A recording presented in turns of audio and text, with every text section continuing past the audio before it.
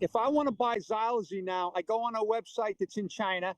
I order it, I make payment, and it gets delivered to my house or my P.O. box. Derek Maltz, who worked for decades at the Drug Enforcement Administration, wasn't mincing words at a congressional hearing about Chinese criminal networks selling chemicals from Mexico and others to make fentanyl and xylazine, known as tranq. Criminal networks that have been doing a bombing campaign on our country with synthetic drugs. They need to be held accountable, even if it means using our U.S. military. Maltz once led special operations for the DEA when cartel boss El Chapo was captured in Mexico. Yet a day after the Food and Drug Administration announced it would limit importation of xylazine, a tranquilizer that's supposed to be used as a horse sedative, Derek Maltz said our government is behind the 8 ball. It's positive that they're actually talking about it, but here's the problem. The illicit fentanyl is what we need to focus on, and that's coming out of Chinese chemical labs, okay? And they want to destroy us. So FDA can go ahead and say whatever they want. It's not going to stop the Chinese criminals from dumping this poison into America.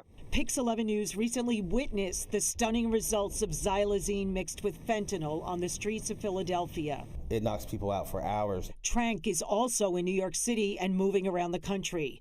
The animal drug kills skin tissue and can lead to amputations. It's also been present in 20% of New York's fatal overdoses. Nobody who's buying any drugs out on the street in New York City knows what they're getting into. Derek Maltz said drug traffickers can buy xylazine for as little as $1 a kilogram. He said there's already another illicit drug that's going to surpass fentanyl in deadliness called nitazine. We're so far behind with xylazine, and thank you for covering it, because it's a very dangerous subject that has to be brought to the attention of the American public. But the government is not doing that. Derek Maltz says the synthetic drugs are also killing kids who buy street drugs and think they're taking Adderall to help them study better or Xanax to treat anxiety.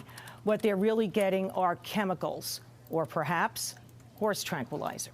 Corey and Tamsin.